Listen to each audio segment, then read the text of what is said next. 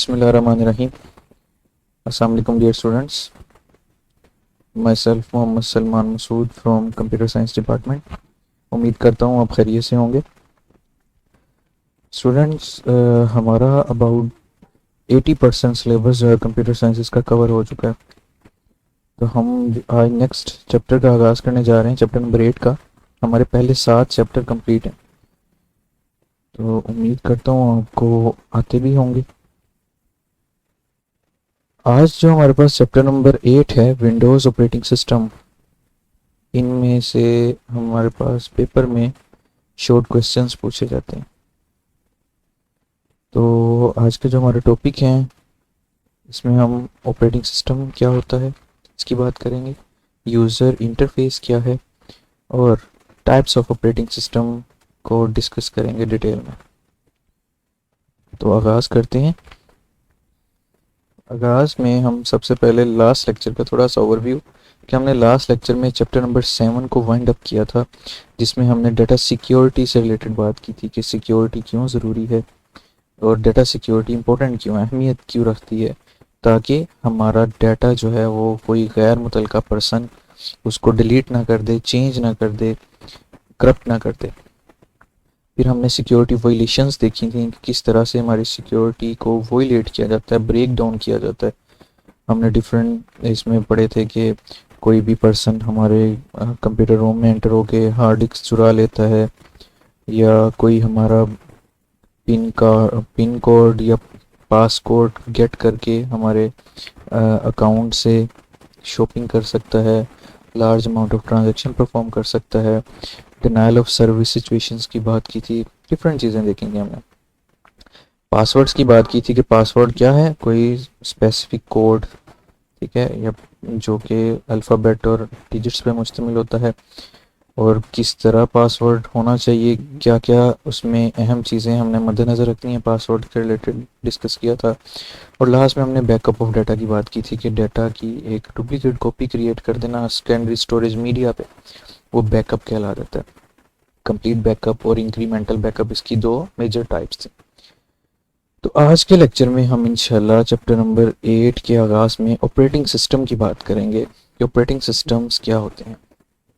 Operating system student पहले भी हम पढ़ चुके हैं चैप्टर नंबर 2 में, कि कुछ सेट ऑफ प्रोग्राम्स होते हैं जो कि हमारे पूरे सिस्टम को कंट्रोल भी कर रहे हैं और कोऑर्डिनेट भी कर रहे होते हैं। All operation of the computer system, मतलब तुम्हारी सॉफ्टवेयर और हमारी हार्डवेयर डिवाइसेस दोनों को मैनेज करने में ऑपरेटिंग सिस्टम एक अहम रोल प्ले कर रहा होता है, ठीक है। तो इसमें मल्टीपल प्रोग्राम्स हैं जो कि जब कंप्यूटर स्टार्ट होता है तो वर्क करना शुरू करते हैं, और जब तक कंप्यूटर शट डाउन नहीं किया जाता तब तक वो वर्किंग में ही रहते हैं और यूज़र को फैसिलिटेट कर रहे होते हैं, यूज़र के डिफरेंट ऑपरेशन परफॉर्म करने में हेल्प कर रहे होते हैं। तो ऑपरेटिंग सिस्टम आपका अच्छा होगा तो यूज़र के सारे काम, ऑपरेशन जो हैं वो सही से परफॉर्म होंगे। तो ऑपरेटिंग सिस्टम क्यों ज़रूरी है? Need an operating system to do work. Windows operating system हमारे कंप्यूटर में होगी तो हम कोई काम करेंगे, अगर ऑपरेटिंग सिस्टम नहीं है तो कोई काम नहीं किया जा सकता।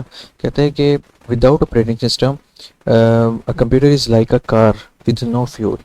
कंप्यूटर एक कार की तरह है जो कि बगैर फ्यूल के है, वो बिल्कुल हमारे लिए नकारा है जिसमें फ्यूल ना हो। तो इसी तरह कंप्यूटर है, उसमें विंडोज़ ऑपरेटिंग सिस्टम नहीं है, कोई भी ऑपरेटिंग सिस्टम नहीं है, तो वो किसी काम का नहीं है।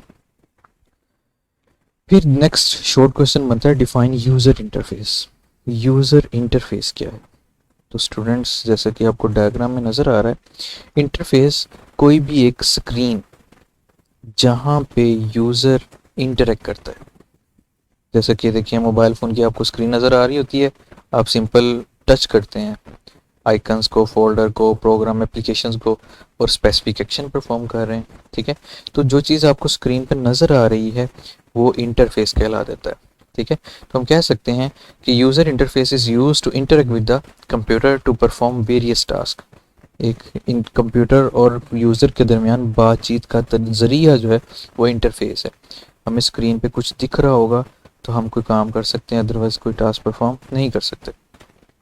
तो user give command to the computer and enter data into the computer are example of using user interface. मतलब हम कोई भी कमांड देनी है हमने, कोई भी आइकन ओपन करना है तो हमें नज़र आ रहा होगा, इंटरफेस होगा तो हम वो एक्शन परफॉर्म कर सकते हैं।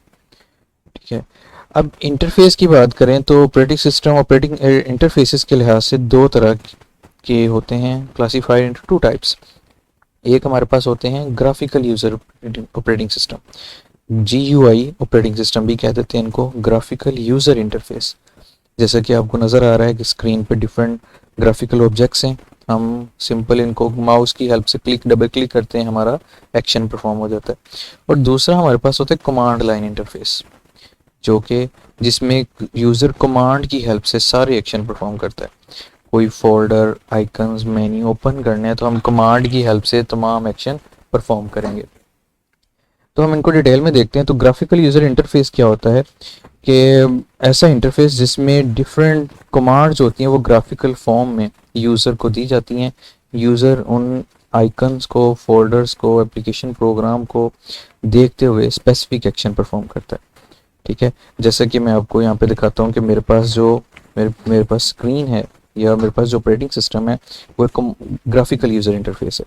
आपको स्क्रीन पे नज़र आ रहा है डिफरेंट आइकन्स, फोल्डर्स हैं, इनको मैं सिंपल डबल क्लिक करता हूँ तो हमारा एक्शन परफॉर्म हो जाता है। लाइक मेरे पास कोई भी फाइल है, अटेंडेंस की फाइल है, तो इसमें देखिए मेरे पास तमाम फोल्डर आइकन, मैं सिंपल माउस की हेल्प से डबल क्लिक करता हूँ तो एक्शन परफॉर्म हो जाते हैं। इसमें हमें आइकन फोल्डर नज़र आ रहे हैं, माउस की हेल्प से हम काम करते हैं और इजी इंटरफेस है, कोई इसमें डिफ़िकल्टी नहीं है। तो यहाँ पे यही बात कर रहे हैं हम कि GUI is easy to interact with the computer, आसान होता है, और GUI user give command to the computer by clicking with mouse, mouse की हेल्प से हम कमांड देते हैं। ठीक है, इसमें एग्जांपल माइक्रोसॉफ्ट विंडोज़, ठीक है, लिनक्स एंड सोलारिस, ये सारी हमारे पास ऑपरेटिंग सिस्टम जो है ये ग्राफिकल यूज़र ऑपरेटिंग सिस्टम है। इसके बरक्स जो हमारे पास दूसरे ऑपरेटिंग सिस्टम है कमांड लाइन ऑपरेटिंग सिस्टम, ये आपको नीचे स्क्रीन नज़र हो रही है, ये एक ब्लैक स्क्रीन होती है, इसको हम कमांड प्रॉम्प्ट कह देते हैं, जहाँ पे यूज़र अपनी कमांड्स लिखता है और स्पेसिफिक एक्शन परफॉर्म करते हैं। मतलब कहते हैं कि command line operating system provide है command prompt on a computer screen, command लिखने की जगह प्रोवाइड की जाती है जहाँ पे यूज़र को कमांड लिखनी पड़ती हैं, कोई फोल्डर ओपन करना है, कोई क्लोज करना है, एक्शन परफॉर्म करने के लिए हमें कमांड लिखनी पड़ती है। और it is not easy way to interact with the computer, आसान नहीं है। क्यों आसान नहीं है? क्योंकि कमांड्स को याद करना पड़ता है, कमांड्स मेमोराइज, सही लिखेंगे तो हमारा काम होगा, नहीं सही लिखूंगा तो काम नहीं होगा। Commands are given to the computer by typing through keyboard, हम कीबोर्ड से कमांड को टाइप करेंगे। ठीक है, और user has memorise this command and rules to write this commands, उनको यूज़र को कमांड आनी चाहिए, याद होनी चाहिए, रूल्स आते चाहिए कि वो कमांड कैसे लिखनी है, इसमें स्लैश कहाँ लगना है, कोलन्स, डिफरेंट जो वाइल्ड कार्ड्स यूज़ करते हैं वो किस तरह से उनको यूज़ करना है। तो इसमें एग्जांपल हमारे पास डोस, डिस्क ऑपरेटिंग सिस्टम, ठीक है, और यूनिक्स, ये दो एग्जांपल हैं कमांड लाइन ऑपरेटिंग सिस्टम में। तो ये कुछ कमांड्स भी दी हुई हैं कि हम डिफरेंट कमांड्स परफॉर्म करने के लिए, कमांड CD कमांड है, dir, कॉपी, डेल एक्सेट्रा। तो मैं आपको थोड़ा सा इसका यूज़ करने का तरीका, क्योंकि ग्राफिकल यूज़र इंटरफेस में भी कमांड लाइन यूज़ होता है, तो हम यहाँ पे विंडोज़ R करते हैं, यहाँ पे CMD रन में जाके CMD करेंगे तो हमें एक ब्लैक स्क्रीन नज़र आ गई। ये हमारे पास कमांड लाइन ऑपरेटिंग सिस्टम है। ठीक है, यहाँ पे मैं कोई कमांड लिखता हूँ, सपोज डायरेक्टरी dir, तो मैं DIRR लिखूंगा तो ये गलत है, कमांड रिकॉग्नाइज नहीं है, तो DIR कमांड सही लिखनी पड़ेगी, तो मुझे डायरेक्टरीज की इंफॉर्मेशन देगा, ये मेरे पास मेजर फोल्डर हैं, आइकन्स हैं एक्सेट्रा। ठीक है, इस तरह से स्टूडेंट्स आपको समझ आई होगी कि जो कमांड लाइन ऑपरेटिंग सिस्टम है ये थोड़ा सा डिफ़िकल्ट है as compare to graphical user interface. इसमें हमें कमांड्स जो लिखनी है स्पेसिफिक एक्शन के लिए वो याद भी करनी पड़ती हैं, और अगर कमांड गलत लिखेंगे तो एक्शन परफॉर्म नहीं होगा। तो ये था हमारा आज का लेक्चर, उम्मीद है आपको समझ आई होगी। स्टूडेंट इससे रिलेटेड कोई भी क्वेश्चन, कोई क्यूरी हो तो आप ज़रूर पूछ सकते हैं। अपना ख्याल रखिएगा। अल्लाह हाफिज़।